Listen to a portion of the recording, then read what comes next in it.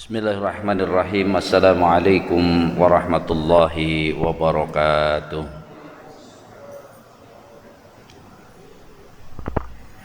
Alhamdulillah. Alhamdulillahilladzi khalaqana wa ja'alana minal muslimin. Walladzi an'amana bikulli ni'am wa an'amana bi ni'matil imani wal islami wa huwa haqqun na'im. Asyhadu an la ilaha illallah wahdahu la syarika lah. Al-Malikul Haqqul Mubin. Wa asyhadu anna Muhammadan abduhu wa rasuluhu shadiqul wa'dil amin. Allahumma salli wa sallim ala nabiyyina Muhammadin wa ala alihi wa sahbihi ajma'in. Amma ba'du. Qala ta'ala ya ayyuhalladzina amanu taqullaha haqqa tuqatih wa la tamutunna illa wa antum muslimun. Jemaah sekalian rahimakumullah, bersyukur kita kepada Allah, kita masih diberi kesempatan untuk melakukan amal-amal salih. Salawat dan salam dan doa tercurah pada Nabi kita Nabi Muhammad sallallahu alaihi wasallam. Pada kesempatan hari ini kita ingin berbicara tentang semangat menjadi manusia terbaik. Karena kita juga jangan lupa kajian di Sabtu kedua ini tema besarnya adalah tazkiyatun nafas, pensucian jiwa. Sebagaimana ayat yang sudah kita hafal, qad aflaha man zakkaha wa qad khaba man dassaha.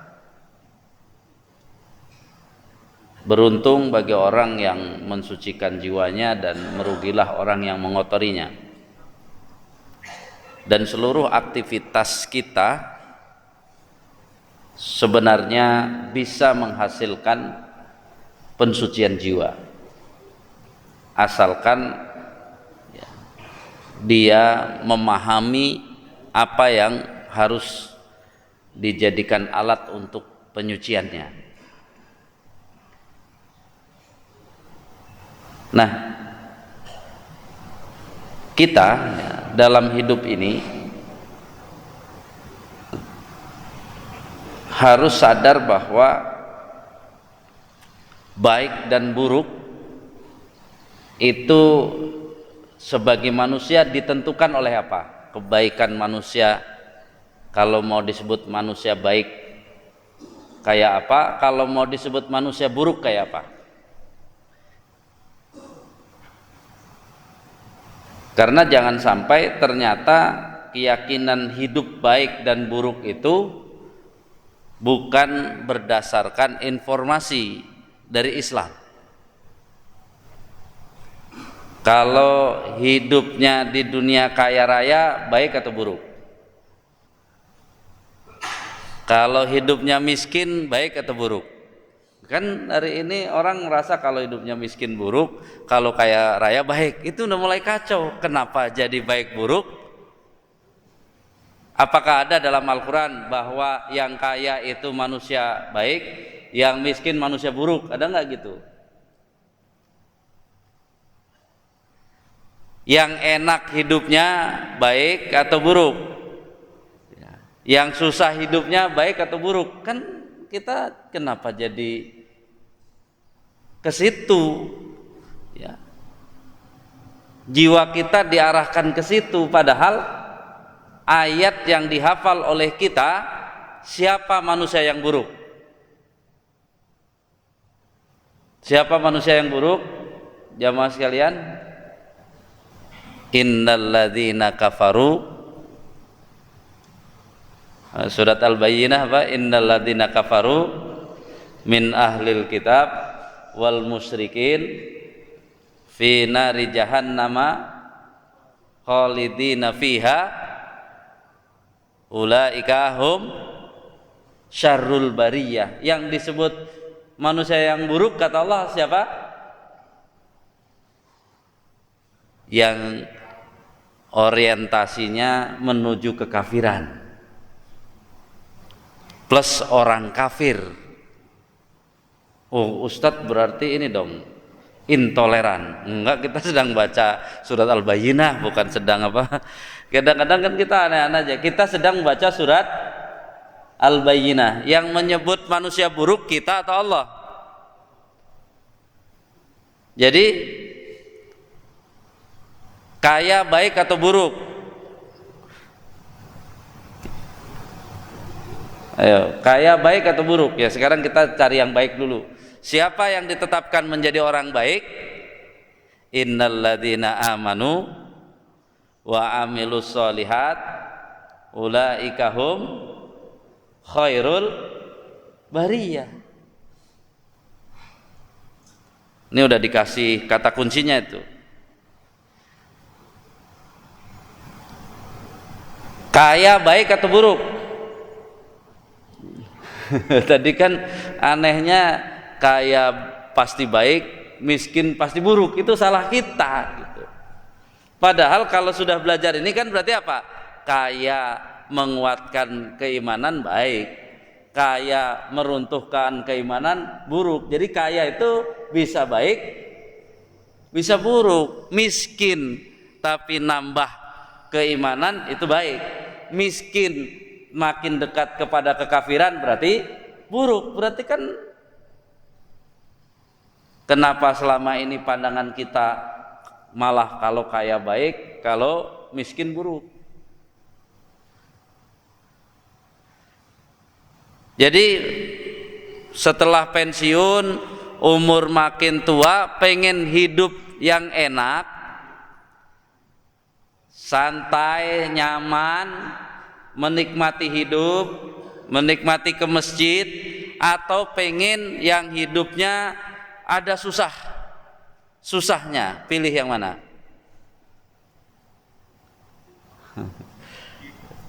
Kan kita ini kadang-kadang nggak tahu. Kalau ditanya nanti Bapak belajar dari innalladzina kafaru atau belajar dari innalladzina amanu, kan gitu kan.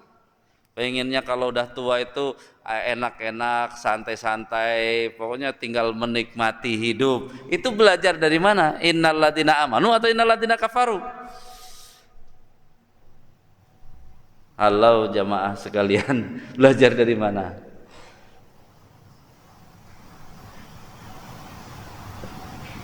Jadi ini para jamaah Masjid Al-Hidayah, hidup yang terbaik tuh yang enak, nyaman, tenang, atau yang bersusah-susah?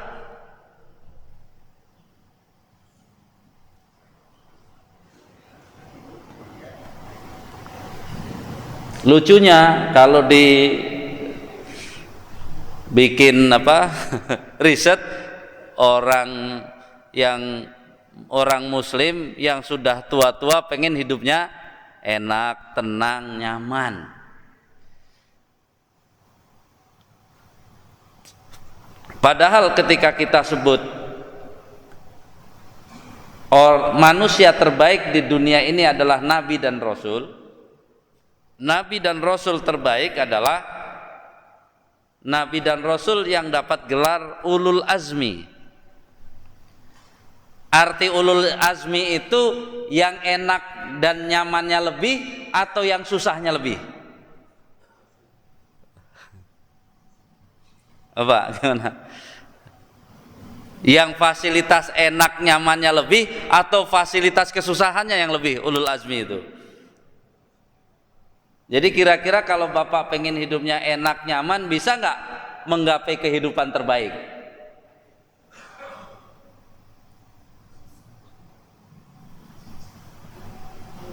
Jadi kira-kira bapak-bapak mau nggak ikut repot mikirin umat, mikirin jamaah, mikirin masjid ini? Itu harusnya mau. Karena apa? Ya jangan biar nggak nyaman. Ini kalau udah saya di sini mah nggak mau ikut-ikut yang repot-repot, saya mau enaknya saja. Ya Bapak nggak akan bisa terbaik. Yang enak itu nggak bisa terbaik. Ini yang harus disampaikan kepada keluarga kita, anak kita dituntut bukan mencari hidup terenak, bukan. Ketika di bulan Rabiul Awal ini dibaca surat Al-Ahzab ayat 33, laqad kana lakum fi rasulillahi uswatun hasanah liman kana yarjullah wal yaumal akhir wa dzakarallaha katsiran. Maka ulama tidak ada ikhtilaf bahwa ini kita harus menjadikan hidup Nabi sebagai tauladan dalam kehidupan kita. Maka kita harus sadar bahwa Nabi itu adalah manusia atau rasul terbaik. Rasul terbaik. Jadi bukan tiba-tiba kajian kita ambil sepotong-sepotong. Coba saya ingin setelah Bapak mulai memahami bahwa hidup kita seperti itu, kan ada yang menyampaikan begini misalnya, Muslim harus kaya. Ayo, gimana? Benar atau salah? Muslim harus kaya, benar atau salah?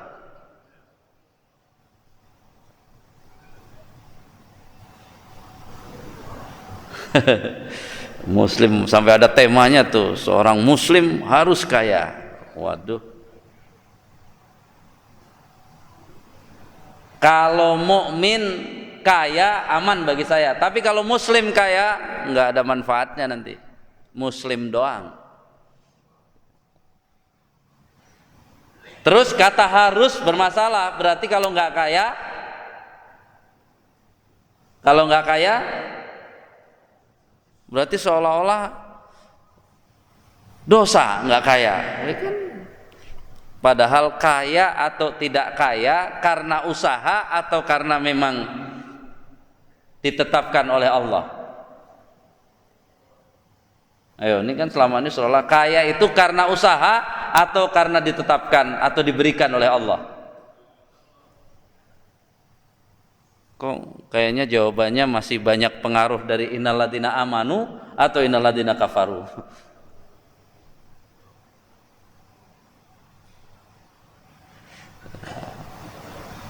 Jadi semua yang didapatkan oleh seseorang sampai disebut kawannya kaya itu karena diberi oleh Allah. Bahkan sudah ada jatahnya ditetapkan saat umurnya di kandungan berumur 4 bulan. Bayangin, sudah ada. Tapi karena terlalu banyaknya pengaruh dari orang kafir, tiba-tiba setiap sholat 5 waktu habis sholat, yang biasanya tidak lupa untuk minta apa? Minta rizki. Banyak infak sodakoh biar apa? Bertambah rizki. Banyak sholat duha biar bangun malam biar mudah. Sedekah subuh biar kok kayaknya rizkinya belum ada gitu. Karena padahal katanya rizki itu dijatah atau belum rizki?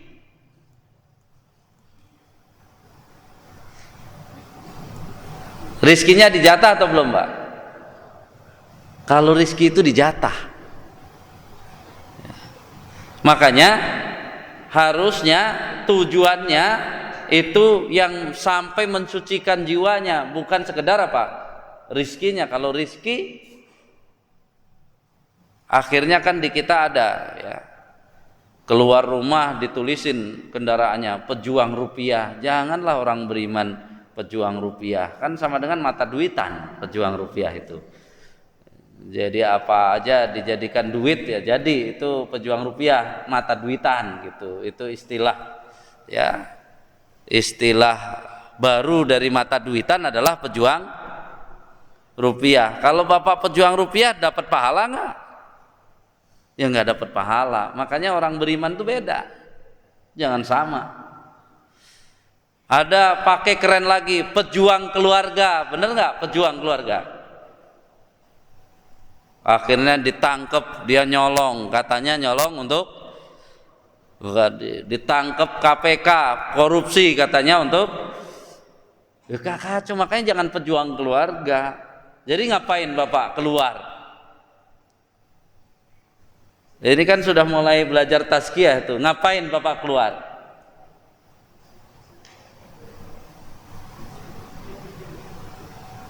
melaksanakan perintah Allah. Itu saya keluar mencari nafkah melaksanakan perintah Allah. Kalau frame-nya melaksanakan perintah Allah, berani korupsi nggak? Memangnya Allah nyuruh korupsi? Kan gitu. Kan kita sedang melaksanakan perintah Allah, bukan pejuang rupiah, bukan juga pejuang keluarga. Kalau pejuang keluarga bisa aja. Makanya orang kafir keluar rumah melaksanakan perintah Allah nggak? Enggak, kalau mereka kan nggak bawa-bawa Allah. Itulah bedanya. Sampai ditegaskan innalladzina amanu, harusnya kalau kita menjadi orang beriman beda yang mau kita lakukan itu. Bukan sekedar sama kegiatannya, tapi isi dalamnya berbeda, tujuannya berbeda, yang disebut berbeda. Jadi jamaah sekalian rahimakumullah, maka ketika kita bicara tentang ayat 21 dari surat Al-Ahzab tadi, ayatnya sangat terkenal di bulan Rabiul Awal.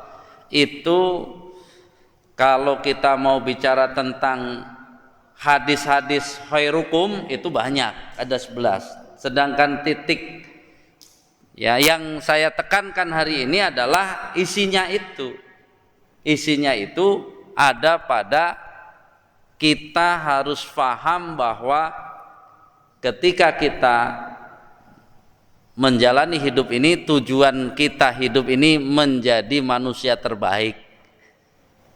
Kalau ternyata Allah jatah kita kaya, kita harus menjadi orang kaya terbaik.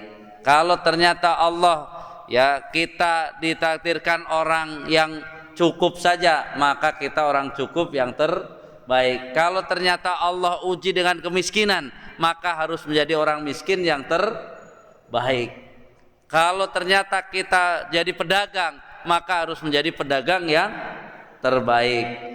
Kalau kita ternyata menjadi rakyat, harus rakyat yang terbaik. Kalau ternyata kita jadi penguasa, harus menjadi penguasa yang terbaik. Apa tadi modal terbaik? Kalau kalimatnya innalladzina amanu, maka proses terbaik itu kita bisa menggunakan surat Al-Hujurat, surat 49 ayat 14. Di mana qalatil a'rabu amanna, orang-orang Arab Badui karena sudah bersahadat, sudah sholat, sudah belajar, sudah ngaji, dia mengatakan kami telah beriman. Tapi Allah menyampaikan kepada Nabi kita, qul lam tu'minu, katakan kepada mereka kalian belum beriman. Walakin qulu aslamna, kalian baru Islam saja, belum beriman.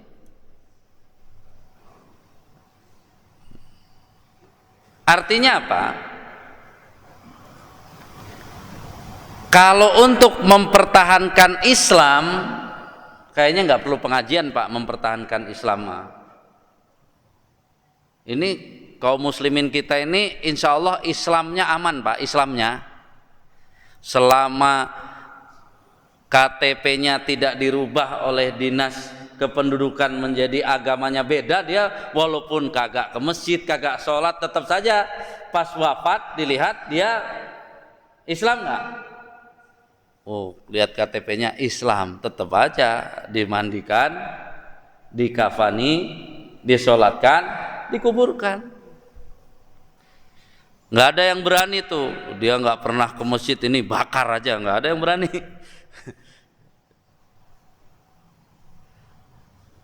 Untungnya di Indonesia ini Pak, yang disebut terkaya nggak ada orangnya Pak. Karena yang terkaya itu 9 binatang nggak jelas, ya kan itu bukan orang kan, 9 binatang nggak jelas itu binatangnya, ada nggak itu binatangnya? Jadi yang kaya naga doang Pak, orangnya nggak. Ya, jadi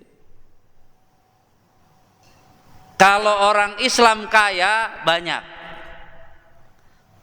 Tapi orang beriman kaya kira-kira banyak atau sedikit? Kan ini yang harus dipahami oleh kita. Karena ayat ini menunjukkan kalau kamu sekedar Islam, maka apapun jadinya kamu, seolah-olah Allah bilang itu nggak akan memberi pengaruh apa-apa. Karena bisa jadi ketika dia ya menjadi pejabat Islam, menjadi orang kaya Islam, orang miskin Islam, ketika dia menjadi pejabat kelakuannya sama dengan orang kafir sama saja. Ketika dia kaya, gaya hidupnya dengan orang kafir sama saja. Bahkan menjadi dai pun kalau nggak sadar kalau dia ya, ternyata menjadi dai itu tidak berdasarkan tadi menuju dia sekedar Islam kemudian menjadi dai, itu dia akan suatu saat kalah sama orang kaya menjadi dai. Jamaah sekalian, saya ingin mengajak, di zaman Nabi itu para konglomerat berhasil diajak menjadi beriman karena dai yang mengajaknya itu sekali bernabi.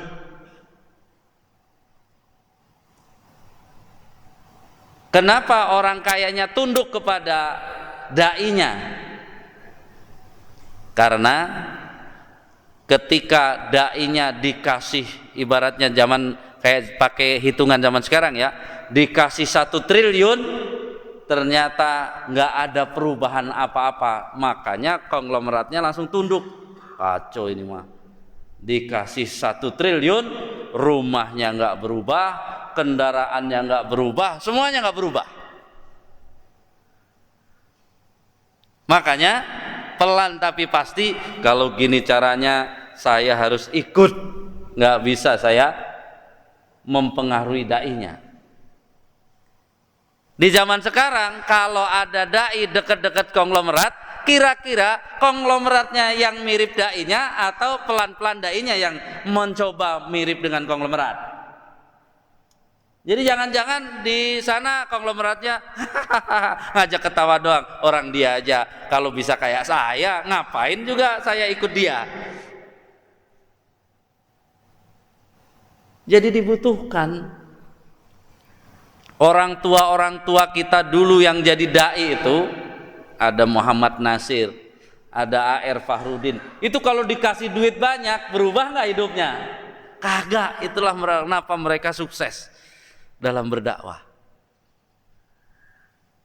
Jadi perjuangan para ustadz itu siap nggak untuk menjadi manusia atau dai yang terbaik? Maka untuk menjadi dai yang terbaik ya sudah mulai ditetapkan hidupnya dari sekarang. Mau digelontorkan dana sebanyak apapun, berarti rumah saya cukup segini, kendaraan saya cukup segini, itu udah. Mau nanti berseliweran triliunan, dia tidak pernah apa? Berubah, baru tunduk. Wah, dia mah kalau dia yang datang, udahlah ngikut dia aja daripada puyeng, karena apa? Nggak bisa dibujuk. Tapi kalau ya kan nanti jadinya gitu, Pak. Kira-kira jangan seneng dulu konglomeratnya mau ngaji, atau konglomeratnya sebenarnya pura-pura doang, ketawa-ketawa doang di situ gitu ya. Karena apa? Ya ustadznya bisa dirubah hidupnya oleh konglomeratnya. Berarti dai-nya yang mana, Pak?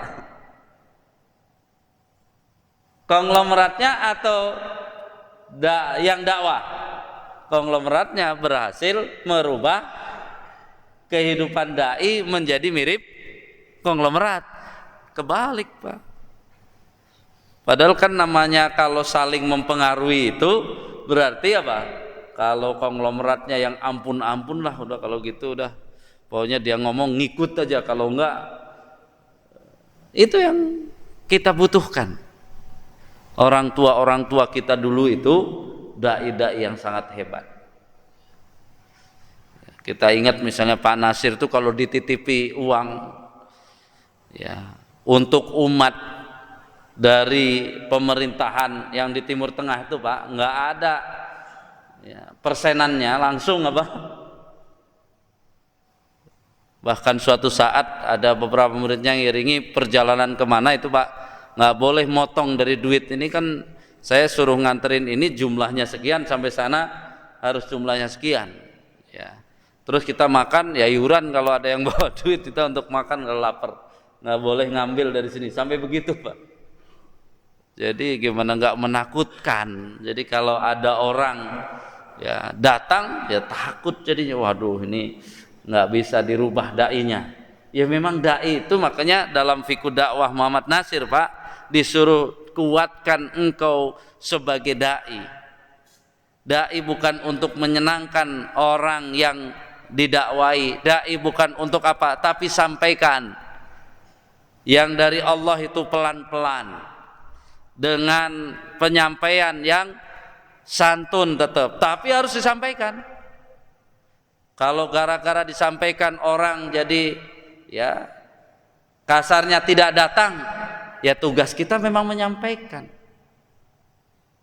Makanya dorongan menjadi manusia terbaik kita akan menggunakan ayat ya ayyuhalladzina amanu, hai orang-orang yang beriman. Jadi apa yang saya sampaikan hari ini Pak, kalau bapak-bapak ikuti itulah ya ayyuhalladzina amanu, berarti bapak orang beriman ya. Artinya apa? Hai orang-orang yang beriman. Makna kalau yang nggak mau berarti apa Pak? Saya nggak mau repot amat kayak gitu hidup gitu ya.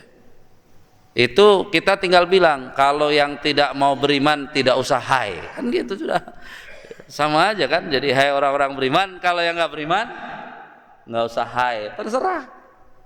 Kan para nabi rasul kan begitu. Kita ini penerus penyampai risalah. Kalau nggak mau ya nggak ada urusan sama saya, kan saya sudah sampaikan. Apa makna misalnya kan sekarang banyak nih hidup ini nak ke anaknya bilang kamu harus kaya kaya kaya. Pertanyaannya bagaimana orang kaya terbaik menurut keimanan? Atau kita sebut ini kategori kaya orang beriman. Seperti apa kategori kaya orang beriman? Yang paling sederhana, yang paling gampang lah. Orang beriman itu kalau dia disebut kaya tidak akan keluar 1 rupiah pun kecuali harus menghasilkan pahala. Itu baru beriman. Sementara orang kaya sekarang kayaknya pakai jurus orang kafir.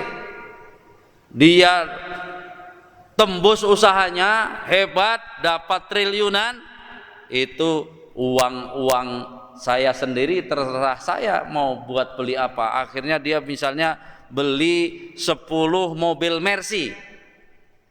Itu dia belanja 10 mobil Mercy ditaruh di rumahnya. Kira-kira cara belanja beriman atau hanya Islam saja?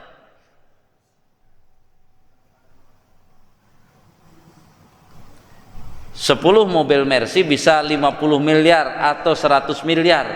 Pertanyaannya berapa yang pahala yang dia dapat dari belanja 10 mobil Mercy? Berapa pahalanya Pak? Bahkan biar orang semua tahu tuh saya bisa beli 10 mobil Mercy, bukan dapat pahala malah dapat apa? Dosa. Lebih kacau lagi, Islam juga mulai rontok. Ini mah bukan cara Islam, masa belanja dapat dosa? Belanja dapat dosa gimana ceritanya? Ya soalnya 10 mau dibagi di Masjid Al-Hidayah, 1 masjid. Ngerepotin kalau operasional masjid pakai Mercy. Ya biayanya tekor Pak, masa uang dikumpulin jamaah buat servis mobil Mercy ya babak belur. Ini kan menunjukkan bahwa ternyata ya menjadi kaya dan beriman itu, kalau di Indonesia ada 10 orang terkayanya itu orang beriman, selesai nggak Indonesia Pak? Selesai. Kalau presiden dan 10 menterinya orang beriman, selesai nggak Indonesia? Karena orang beriman berarti apa? Akan dijadikan detiknya harus berpahala, 1 rupiahnya berpahala, di pikirannya adalah harus menghasilkan pahala, perasaannya menghasilkan pahala, tenaga keluar harus menghasilkan pahala.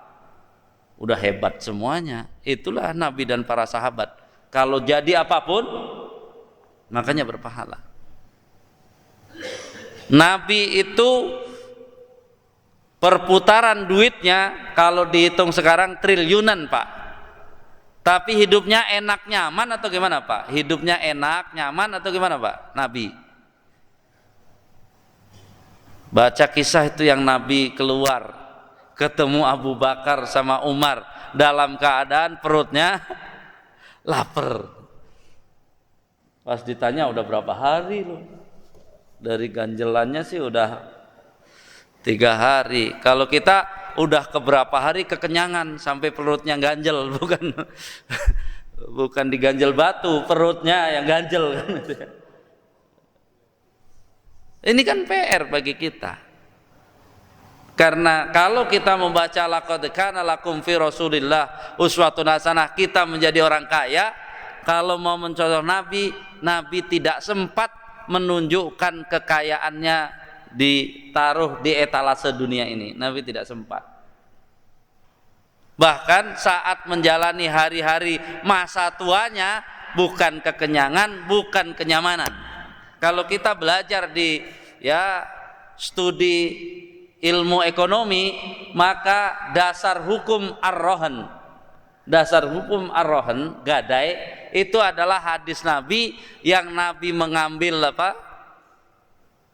berhutang kurma, nggak ada duitnya, yang diserahkan adalah baju perang untuk bayarannya. Nanti disebutkan sampai ada yang menyebut sampai wafat baju perangnya nggak bisa diambil karena nggak ditebus. Itu halalnya rohen, dasarnya hadis itu Pak. Jadi kita tiap tahun bilang laqad kana lakum fi Rasulillah, dengar kesana kemari, pengen apa? Hidup paling nyaman. Kan Rasul yang mana yang hidup paling nyaman? Bahkan Nabi kita yang setiap malam bangun, biar gampang bangun, tidurnya di tempat yang keras, bantalnya pelepah kayu. Berarti kita yang susah bangun tidurnya di tempat yang empuk pakai ini kan tapi walaupun begitu tujuannya yang penting Bapak harus bangun. Saya pengen nanya sama jamaah nih, ini kan tazkiyah itu mencuci yang ada di pikiran kita, diganti dengan yang tadi yang spesial-spesial. Biasanya kalau ditanya kenapa kesiangan, 1 alasannya apa biasanya Pak? Kesiangan. 1, begadang. 2, minum obat gitu ya. 3, susah tidur gitu ya. 4, kecapean gitu ya. Adzan dulu lah, ini iklan dulu. Ntar kita lanjutkan sedikit lagi. Silahkan adzan.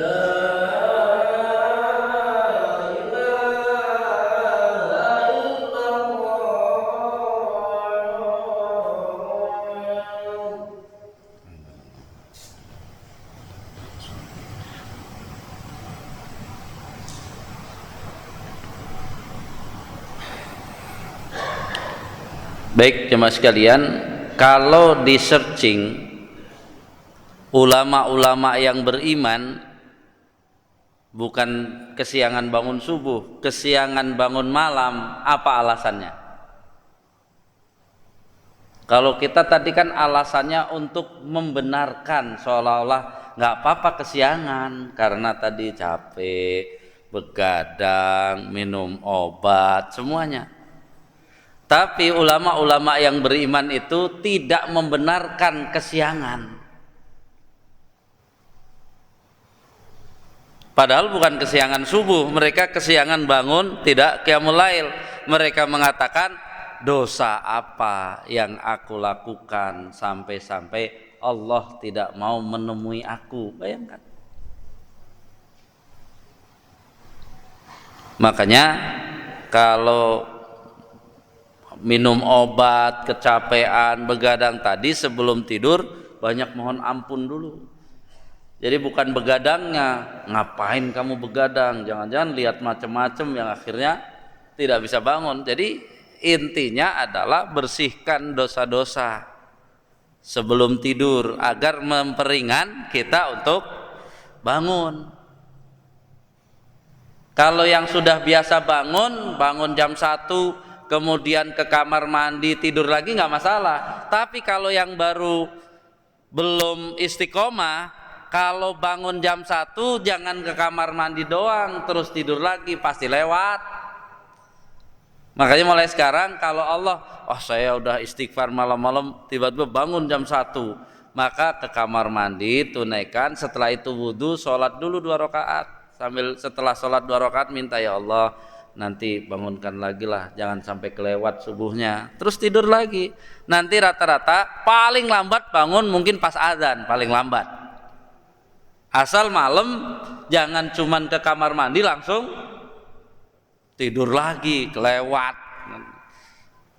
Ini menjadi catatan-catatan bagi kita bahwa tugas kita, alasan yang muncul kenapa alasan-alasan yang aneh-aneh tidak sesuai dengan alasan orang yang beriman.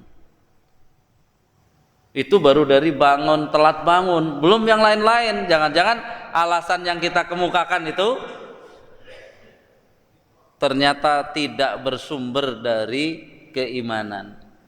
Makanya ya, perjuangan kita, kenapa saya harus ke masjid? Saya pengen melatih diri menjadi orang beriman. Kenapa saya bangun malam? Pengen melatih diri saya orang beriman.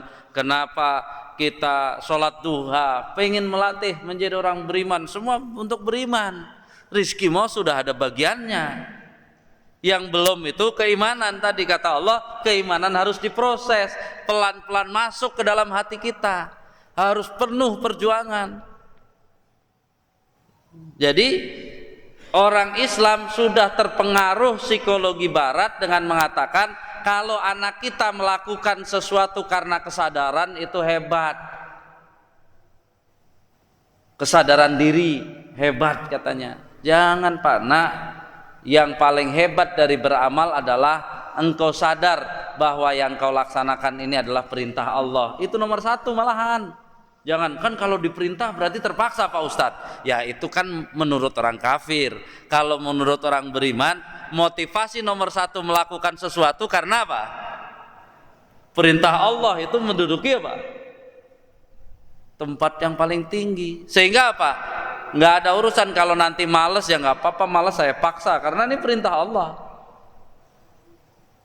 Ya, tadi termasuk Nabi mengatakan cukuplah orang berbuat dosa dan dosanya disebut besar ketika dia tidak memperjuangkan tadi, melaksanakan perintah Allah mencari nafkah. Itu disebut berdosa oleh Nabi.